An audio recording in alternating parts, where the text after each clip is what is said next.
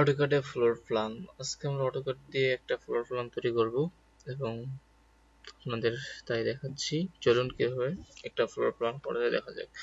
আমরা প্রথমে পেজটা সেটআপ করে নেব। পেজ সেটআপ করে নেওয়ার জন্য আমাদের প্রথমে কি করতে হবে? ইউনিট সেটআপ করতে হবে। আমরা অটোক্যাড ওপেন করে এখানে ইউএন এন্টার দিয়ে যদি এন্টার দেই তাহলে আমাদের ইউনিট সেটআপের অপশন আসবে। এখান থেকে আমরা আর্কিটেকচার বা ইঞ্জিনিয়ারিং করব। তারপর এটা এখান থেকে আমরা 0 0 করে দেব, ঠিক আছে, ইঞ্চি এবং ফিট এবং ইঞ্চি। এখান থেকে আমাদের কাজ শেষ। এখান থেকে ইন্টারন্যাশনাল থাকবে, ইঞ্চিস থাকবে, ওকে দিয়ে দেব। তারপর আমরা কি করব? তারপর আমরা দেব হচ্ছে লিমিট। যদিও 2020 এর লিমিট না দিলেও চলে, তবুও আমরা আমাদের দেখানোর জন্য দিচ্ছি লিমিট। লিমিট যদি সেট আপ করি সেখানে হবে প্রথমে দিব আমরা হচ্ছে 0 tab 0 enter 100 feet by 100 feet দিয়ে দিলাম।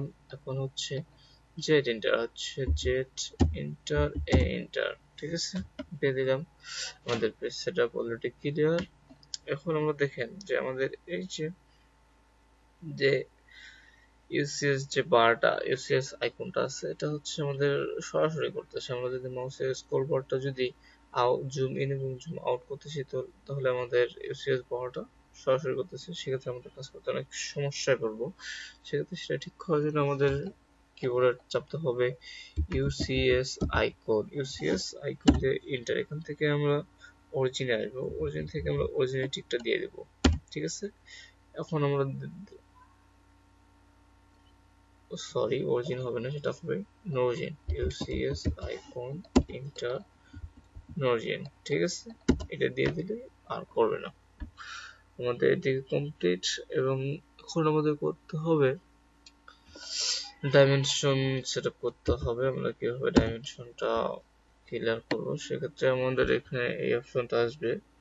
এখান থেকে আমরা নিউ নিব না, স্ট্যান্ডার্ডে থাকবো। এখান থেকে আমরা মডিফাই যাব, ঠিক আছে, মডিফাইতে ক্লিক করব।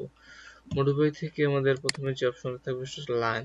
এটা হচ্ছে আমাদের লাইনটা কিরকম স্পেসিং এ থাকবে সেটা বাই ডিফল্ট এটাই থাকবে। এবং স্যাম্পল যদি আমরা এটা রাখতে চাই, এর জন্য এটা থাকবে।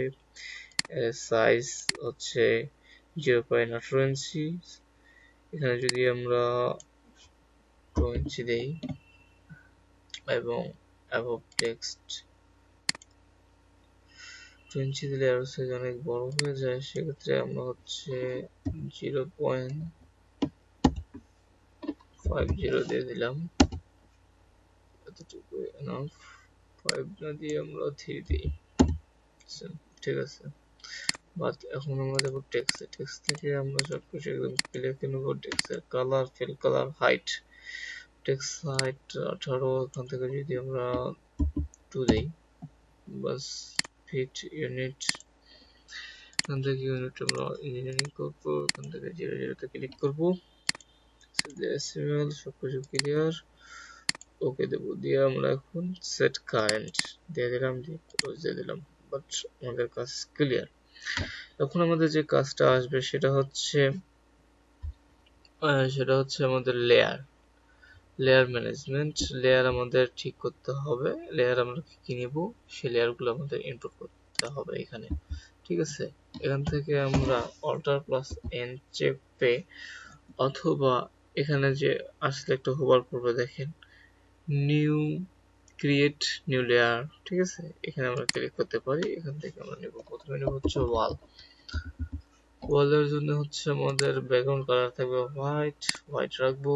এবং আমাদের লাইন ওয়েটটা একটু যদি আমরা বাড়াই দিই সেক্ষেত্রে একটু দেখতে ভালো হবে। লাইন ওয়েট দিয়ে দিলাম। তারপর আমাদের লাগবে কি তারপর লাগতেছে হচ্ছে আমাদের ডোর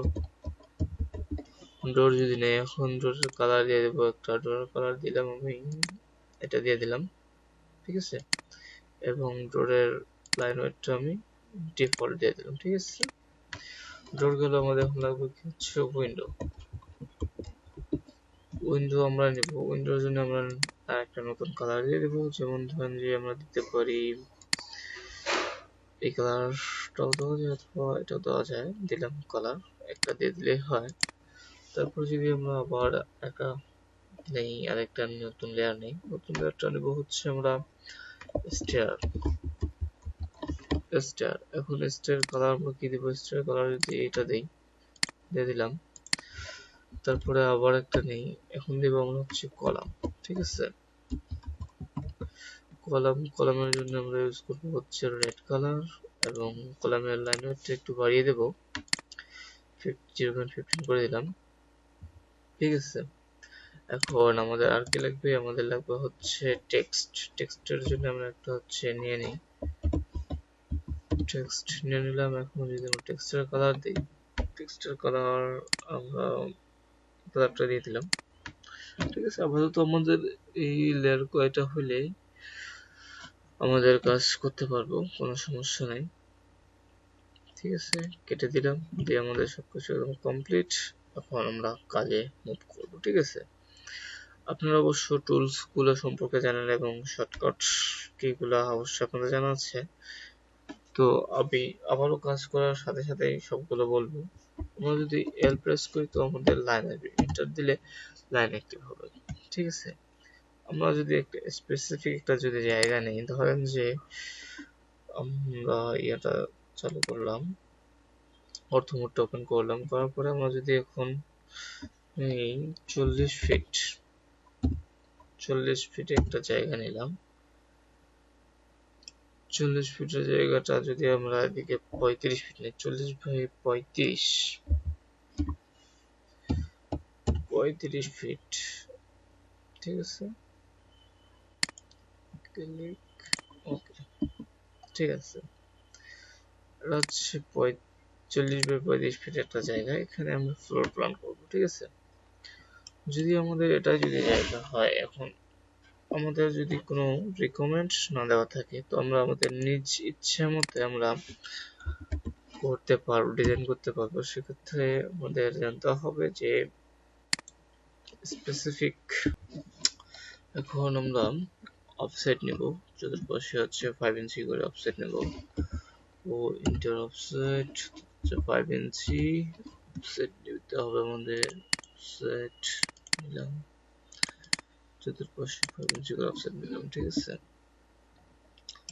এখন আমরা এই 5 ইঞ্চি ভিতরেই বাদ দিলাম যেটা, এখন আমরা চতুর্পাশে এটা ট্রিম করে দিই। ঠিক আছে, টিআর ডবল এন্টার দিলে আমাদের ট্রিম হয়ে যাবে। আমরা শুধু মাউস স্ক্রলিং করলেই নিয়ে নিতে পারবো ট্রিম।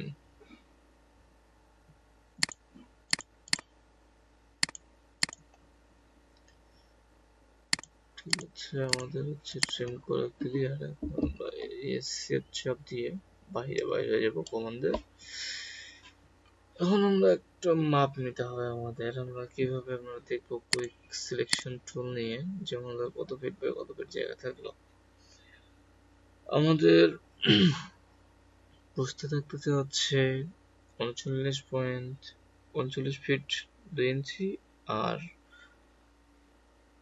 দৈর্ঘ্য থাকতেছে হচ্ছে 34 ফিট 2 ইঞ্চি। তো আমাদের এটার ভিতরে আমাদের ড্রয়িংটা সম্পূর্ণ করতে হবে।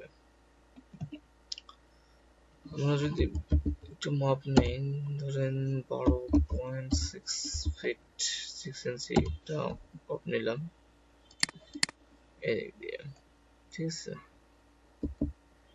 তো এক্ষেত্রে দেখা যাচ্ছে এখানে যদি 12.6 ফিট হয়, আমরা এখন ফ্লোর প্ল্যানিং সাজাচ্ছি। অফসেট নিলাম হচ্ছে 12 ফিট, এদিক থেকে একটা এদিক থেকে একটা। ঠিক আছে, আমাদের অলরেডি এখানে দুইটা রুম হয়ে গেছে প্রায়।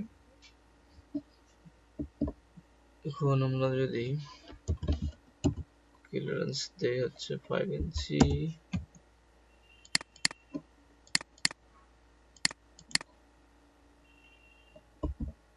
5 ইঞ্চি দিয়ে দিলাম। এখন আমরা দেখবো যে মাঝখানে আমাদের কত জায়গা থাকে। এটার মধ্যে আমরা কি করব? এটার মধ্যে হচ্ছে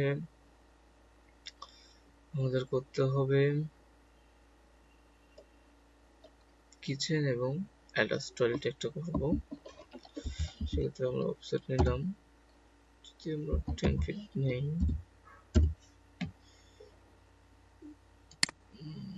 সরি 10 ফিট নিলে হবে না, আমাদের 9 ফিট নিতে হবে। 9 ফিট নিলাম, অফসেট দিয়ে 9 feet, 9 feet, 9 feet, no 8 feet, okay 8 feet 5 inch, ঠিক আছে। এখন আমরা বাকি যে অংশগুলো থাকতেছে সেগুলো ট্রিম করে দিব, ওগুলো আমাদের প্রয়োজন নাই, এটার প্রয়োজন নেই। এখন এখানে আমরা কিচেন এবং অ্যাটাচ একটা টয়লেট দেব। টয়লেটের জন্য অফসেট যদি আমরা 14 ফিট হয়, যদি 10 ফিট নেই তাহলে কতটুকু জায়গা পাচ্ছি, না 10 ফিট নাও, 9 ফিট, কতটুকু স্পেস পাচ্ছি, 5 ফিট 4 ইঞ্চি, 8 8 9, ঠিক আছে। এটা অনেক সুন্দর একটা কিচেন পাবো আমরা। অফসেট 5 ইঞ্চি, অফসেট যদি আমরা এদিকে দিই, ঠিক আছে। এরপর দেখি কত থাকলো, 4 ফিট, 11 8 ফিটের মধ্যে আমাদের একটা বাথরুম হয়ে যাবে, কোনো সমস্যা নাই, নো প্রবলেম। আমরা যদি ট্রিম করে দিই তাকে সেটার মতো দরকার হচ্ছে না আপাতত। এখন আমাদের যেটা করা দরকার, আমরা আপাতত কোনো কাজ করতেছি না, সিম্পল ভাবে কিছু ড্রয়িং করতেছি। এখন এখানে আমরা একটা কমন একটা টয়লেট দিতে পারি, অফসেট 5 ফিট 5 ফিট 5 ফিট যদি কম হয়ে যায় সেক্ষেত্রে আমাদের হচ্ছে 7 ফিট, অফসেট 5 ইঞ্চি। এখন দেখবো আমাদের এখানে মেজারমেন্ট করে দেখবো কতটুকু জায়গা থাকলো, সেই অনুযায়ী আমরা ড্রয়িং করতেছি।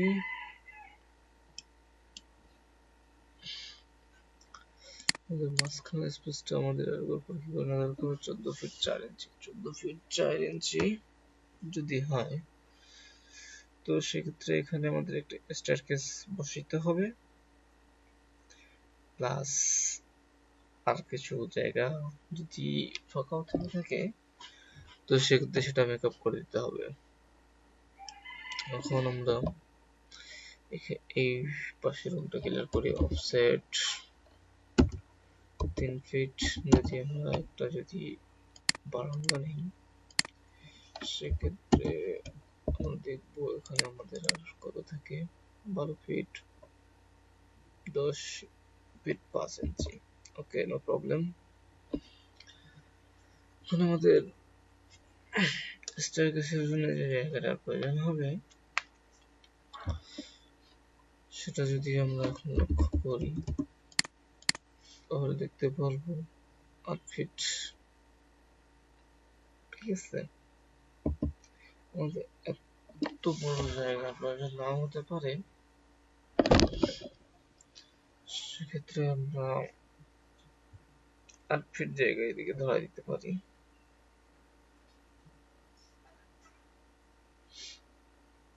8 ফিটের জন্য আমরা যেটা করতে পারি,